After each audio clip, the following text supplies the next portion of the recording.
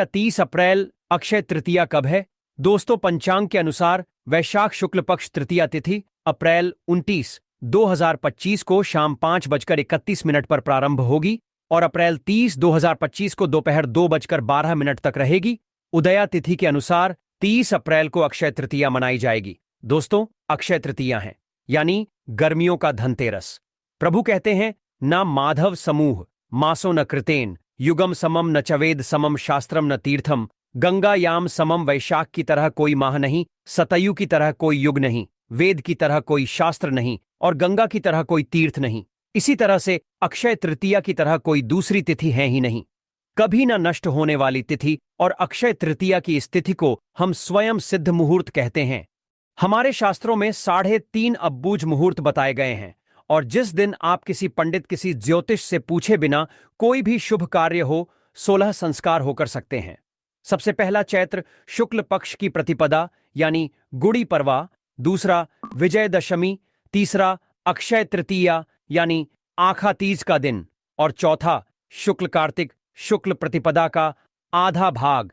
इन तिथियों पर सूर्य और चंद्रमा अपनी उच्च राशियों में रहते हैं और इन्हीं दिनों से सतयुग हो, द्वापर हो, त्रेता हो, इनके शुरुआत की गणना की गई है। इन्हें चिरंजीवी तिथि भी कहते हैं क्योंकि विशेष रूप से आखा तीज को, क्योंकि अष्ट चिरंजीवियों में से एक भगवान शिव परशुराम जी का जन्म इसी दिन हुआ था। तो भैया, इस दिन यह एक छोटी सी चीज, ₹5 की चीज, ₹2 की चीज घर में लाना मत भूलना, नहीं तो सारी जिंदगी गरीब के गरीब ही रहोगे। अगर घर में बरसाना है धन की वर्षा, माता लक्ष्मी का आगमन घर में करना हो, श्री हरि की कृपा यदि पाना हो, 33 कोटि देवी देवता की कृपा यदि घर में बरसाना हो, तो ₹5 की और ₹2 की यह चीज कभी लाना ना भूलना। अक्षय तृतीया के दिन ही घर में लानी है यह चीज, नहीं तो बाद में बहुत पछताओगे। साल में एक बार आती है अक्षय तृतीया, पर खरीदारी गरीब अमीर सब खरीदते हैं यह ₹5 की चीज। दोस्तों, धर्म की रक्षा के लिए भगवान विष्णु ने अनेक अवतार लिए, जिसमें नर नारायण, हरगिरी, परशुराम, 3 अवतार, पवित्र अवतार अक्षय तृतीया को ही उदय हुए। इस दिन लक्ष्मी नारायण के निमित्त आप जो भी पूजन करते हैं, व्रत करते हैं, उपाय करते हैं, दान करते हैं, इन सभी चीजों से आपके जीवन की दरिद्रता दूर होती है, पारिवारिक समृद्धि आती है, पैसों की कमी दूर होती है। और मां पार्वती जी ने आज के दिन ही देवी अन्नपूर्णा का अवतार लेकर भगवान शिव को भिक्षा दी थी। माता अन्नपूर्णा ने इसी दिन समस्त विश्व के भरण पोषण का भार भी संभाला था। आज के विशेष दिन ही कृष्ण सुदामा का मिलन हुआ था और महाभारत के अनुसार अक्षय तृतीया के दिन ही भगवान श्री कृष्ण ने पांडवों की पत्नी द्रौपदी को पांडवों के अज्ञातवास के दौरान अक्षय पात्र भेंट किया था। अक्षय पात्र की विशेषता थी कि इसमें भोजन कभी खत्म नहीं होता था, जितनी मात्रा में जितना भोजन चाहिए प्राप्त होता था चमत्कारिक ढंग से। अक्षय तृतीया का दिन ही वो खास अवसर था जिस दिन महर्षि वेद व्यास जी ने महाभारत लिखना शुरू किया था और महाभारत में ही श्रीमद् भागवत गीता भी समाहित है। और इस दिन अगर आप गीता जी में समाहित 18वें अध्याय का पाठ करते हैं तो इससे अक्षय पुण्य की प्राप्ति होती है। इस दिन महाभारत की लड़ाई भी कहते हैं खत्म हुई थी, द्वापर का समापन भी इसी दिन हुआ था। और इसी दिन भगवान श्री कृष्ण ने युधिष्ठिर के पूछने पर बताया था कि आज के दिन जो भी रचनात्मक या सांसारिक कार्य करेंगे उसका 100 गुना अधिक पुण्य फल मिलेगा। कोई भी नया काम हो, नया घर हो, नया कारोबार हो, इसको शुरू करने से उसमें बरकत मिलेगी, ख्याति मिलेगी। पंचांग देखे बिना ही आज के दिन कोई भी शुभ और मांगलिक कार्य जैसे विवाह, गृह प्रवेश, वस्त्र आभूषणों की खरीदारी, भूखंड, वाहन, कोई भी चीज की खरीदारी, कोई जमीन जायदाद, कोई नए कपड़े, कोई भी आभूषण, कोई नई संस्था की स्थापना, कोई समाज आदि की स्थापना, कोई उद्घाटन करना सभी श्रेष्ठ रहता है। मांगलिक कार्यों की शुरुआत के लिए अति उत्तम दिन है और इस दिन जो भी आप काम करेंगे इसमें खूब बरकत होगी, शुभ फल प्राप्त होगा। और जमकर आज के दिन आपको खरीदारी करनी चाहिए और खरीदारी जमकर करने के साथ साथ आपको दान भी करना चाहिए। इससे अच्छे कर्मों को आप संचित करते हैं। आज के दिन अपने कर्म हो, सेवा हो, दान से मनुष्य धर्म का पालन करना चाहिए। इस दिन पितरों के निमित्त कहीं पे भी भोजन दान करें। आश्रमों में आप भोजन अनाज का दान कर सकते हैं। आप कहीं गरीबों के आश्रम जा सकते हैं, अंधों के आश्रम जा सकते हैं, वहां भोजन करा सकते हैं, तर्पण कराइए, अपने पितृ के निमित्त पिंड दान कराइए। इससे अक्षय फल प्राप्त होते हैं। आज के दिन गंगा स्नान या कोई भी तीर्थों में स्नान भी करना चाहिए। इससे जो भी आप पाप करते हैं वो समस्त पाप आपके नष्ट हो जाते हैं। दोस्तों, इस दिन जौ का दान करना चाहिए। एक मुट्ठी जौ कम से कम आप दान कीजिए। इससे स्वर्ण दान का महत्तम दान है। तो स्वर्ण तो आप दान नहीं कर सकते, तो धरती का प्रथम अन्न जौ माना गया है और जौ के दानों को स्वर्ण के दानों के बराबर माना जाता है। तो आज के दिन एक मुट्ठी जौ का भी अगर आप दान कर लेते हैं तो भी ये स्वर्ण दान के बराबर फल प्राप्त कराता है। इस दिन आपकी जो इच्छा हो, पंखा, छाता, चप्पल, जल, सत्तू, वस्त्र, कोई भी फ्रूट्स आदि किसी भी चीज का कोई वस्त्र आदि इसका दान कर सकते हैं। भूमि दान का भी श्रेष्ठ महात्म्य होता है, लेकिन भूमि हर किसी के बस की नहीं होती है। तो आप कम से कम एक मुट्ठी चावल ही दान कीजिए, पर कीजिए जरूर। दोस्तों, इस दिन शिव, पार्वती, नर नारायण इनकी पूजा का विधान है और अक्षय तृतीया के दिन ही चारों धामों में से एक श्री बद्री नारायण के पट खुलते हैं। और आपको बता दूं, वृंदावन में जो बांके बिहारी जी का मंदिर है, उस दिन सिर्फ आज के दिन ही आपको श्री विग्रह के चरणों के दर्शन होते हैं, नहीं तो पूरे साल वो कपड़े से ढके हुए रहते हैं। तो अद्भुत तिथि है, अंतहीन इसकी महात्म्य है। बताने जाऊं तो शायद पूरी वीडियो इसमें निकल जाएगी, तो खास जान जाए कि मैजिकल तिथि है और इसका फायदा आपको उठाना है। इससे पहले किस किस ने उठाया और इसका क्या महात्म्य है, तो छोटी सी कथा बताती हूं। प्राचीन काल में एक सदाचारी और देव ब्राह्मणों में श्रद्धा रखने वाला एक धर्मदास नाम का एक वैश्य हुआ करता था। उसका परिवार बहुत बड़ा था और वह सदैव व्याकुल रहता था। उसने किसी से व्रत के ये अक्षय तृतीया के व्रत के महात्म्य को सुना, तो जब यह व्रत आया तो उसने व्रत किया, गंगा स्नान किया, देवी देवताओं की पूजा की, अपने इष्ट देव कुल देवी देवताओं की पूजा की और गोले के लड्डू, पंखा, जल से भरे हुए घड़े, जौ, गेहूं, नमक, सत्तू, दही, चावल, गुड़, सोना, वस्त्र, ये सभी चीजें, दिव्य वस्तुएं ब्राह्मणों को उसने दान की। उसकी स्त्री को यह बात बिल्कुल अच्छी नहीं लगी और वो बार बार मना करने लगी।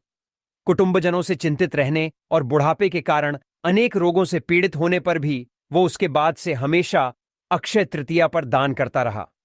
कभी भी अपने धर्म, कर्म और दान पुण्य से विमुख नहीं हुआ और यही वैश्य फिर दूसरे जन्म में कुशावती का राजा बना। अपने अक्षय तृतीया के जो दान का प्रभाव था, उसकी वजह से वो बहुत धनी और प्रतापी बना और वैभव संपन्न होने पर भी उसकी बुद्धि कभी धर्म से विचलित नहीं हुई।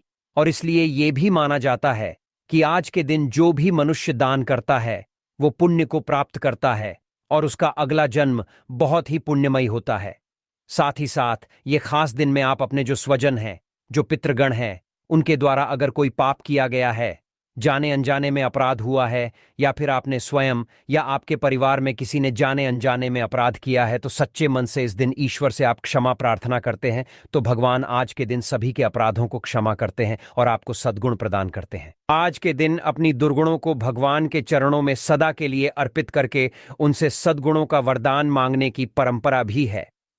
दोस्तों, इस दिन दीपावली और धनतेरस की तरह आपको जमकर खरीदारी अवश्य करना चाहिए और विशेष रूप से इस दिन लक्ष्मी कारक चीजें जैसे हत्ता जोड़ी हुआ, सियार सिंघी हुआ, कोई विशेष जाप माला हुई, खासकर स्फटिक की माला होती है, वो आपको इस दिन सिद्ध करके आपको खरीदनी चाहिए। या फिर आप स्फटिक का श्री यंत्र ले सकते हैं, वो बहुत लाभकारी होता है। इस तरह से कोई भी दक्षिणावर्ती शंख आदि या कोई भी जो लक्ष्मी कारक चीजें हों, मृग कस्तूरी हो, इस तरह की चीजें आपको अपने घर लानी चाहिए। दोस्तों, इस बार 2025 में अक्षय तृतीया बुधवार 30 अप्रैल को है और अक्षय तृतीया पर रोहिणी नक्षत्र है। विशेष रूप से सुबह 10:47 पर तो आपको पूर्ण लाभ की प्राप्ति कराएगा। अगर आपका व्यापार नहीं चल रहा है, बिजनेस में समस्या आ रही है, तो आज एक गुप्त मंत्र बता देता हूं, इस बार पहले से तैयारी कर लीजिए। धनतेरस की भांति आपको शॉपिंग तो करनी ही है, अक्षय तृतीया पर क्या खरीदना है मैं बाद में बताऊंगा। और यदि आप बरकत चाहते हैं और आपके पास ऑलरेडी कोई अभिमंत्रित चीज है घर में तो या तो उस पे आपको ये उपाय करना है, या फिर आपको खरीद कर अभिमंत्रित कोई भी चीज हो, जैसे कि कोई लक्ष्मी कारक चीज हो, हत्ता जोड़ी हो, सीआर सिंघी हो, विशेष रूप से पीली लक्ष्मी कौड़िया जो होती है वो अगर हो तो आपको प्राप्त कर लेनी है। इससे आपके धन आगमन का मार्ग प्रशस्त होता है। और पीली लक्ष्मी कौड़िया जब आपको प्राप्त हो जाए, ध्यान रखें, पीली लक्ष्मी कौड़िया ऐसे कहीं से भी उठा के नहीं लानी है, सिद्ध ज्योतिष के द्वारा ही आपको प्राप्त करनी चाहिए। 1.25 लाख जाप सिद्ध की हुई हो, इस बात का ध्यान रखिए। और अगर आपके पास 1.25 लाख जाप सिद्ध की हुई हो, इस बात का ध्यान रखिए। और अगर आपके पास ऑलरेडी है तो पहले इसे शुद्ध गंगा जल से धो लीजिए। शुद्ध जल से धो लीजिए, पंचामृत से धो सकते हैं, कच्चे दूध से धो सकते हैं। और घर के ईशान कोण में आप आराम से एक लाल आसन लेकर के बैठ जाइए, या अगर ईशान कोण में जगह नहीं है तो पूरब की ओर मुख करके कहीं भी साफ और स्वच्छ स्थान का चयन करें।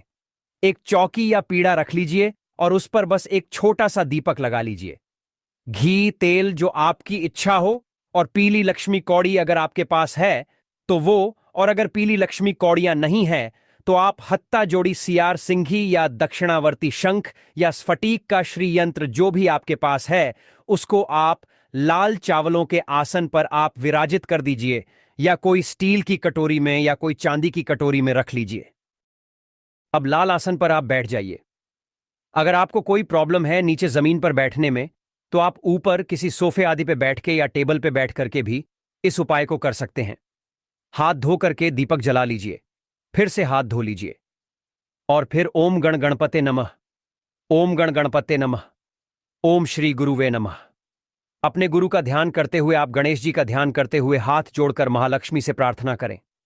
हे मां लक्ष्मी शरण, हम तुम्हारी पूर्ण करो माता कामना, हमारी धन की अधिष्ठात्री, जीवन सुखदात्री, सुनो सुनो।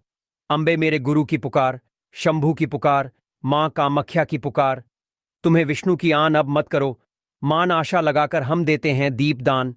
और इस प्रकार से प्रार्थना करके दीपक जला के, और फिर जो 11 की 11 लक्ष्मी कौड़ियां हैं उनको आप दूध की एक कटोरी में रख दीजिए। अब आप दूध की कटोरी में रखने के बाद अब एक एक करके आपको उसमें से पीली कौड़ी उठानी है। एक पीली कौड़ी हाथ में लीजिए, अंगूठे और तर्जनी से उसको दबाना है, और कुछ खास शब्द आगे बता रहा हूं वो बोलना है, ध्यान रखें। कौड़िया अभिमंत्रित हो तो ही ये उपाय करेगा। अगर आपके पास नहीं है अभिमंत्रित कौड़िया तो आप हत्ता जोड़ी से भी ये उपाय कर सकते हैं, या सीआर सिंघी से कर सकते हैं, या श्रीयंत्र से कर सकते हैं। लेकिन ध्यान रखें, उसको अंगूठे और तर्जनी जो फर्स्ट फिंगर होती है आपकी, इसके बीच में ही पकड़ना है। और जो हत्ता जोड़ी सीआर सिंघी रहेंगी उसका दूध का स्नान नहीं हो सकता, तो ड्राई ही पकड़ना है। आपको 33 बार टोटल इस मंत्र को बोलना है।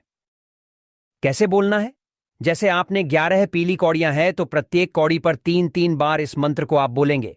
अगर हत्ता जोड़ी है तो हत्ता जोड़ी को हाथ में लेंगे, या सीआर सिंघी है तो हाथ में लेंगे, अंगूठे और तर्जरी से पकड़ेंगे, 3 बार मंत्र को बोलेंगे, फिर उसको रख देंगे, फिर एक चुटकी सिंदूर चढ़ाएंगे, फिर उसको उठाएंगे, फिर 3 बार मंत्र बोलेंगे। इस प्रकार से आपको करना है। सिंदूर जो होगा वो ऑन-रेंज वाला जो हनुमान जी का सिंदूर है वो चलेगा, आप वो डाल सकते हैं।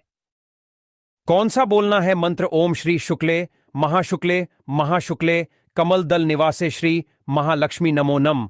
लक्ष्मी माई सबकी सवाई आओ, चेतो करो भलाई न करो तो 7 समुद्र की दुहाई, रिद्धनाथ देवो नौनाथ 84 सिद्धों की दुहाई। इस प्रकार से आपको मंत्र बोलना है। अगर नहीं बोल सकते तो ओम श्रीम रिम श्रीम कमले कमल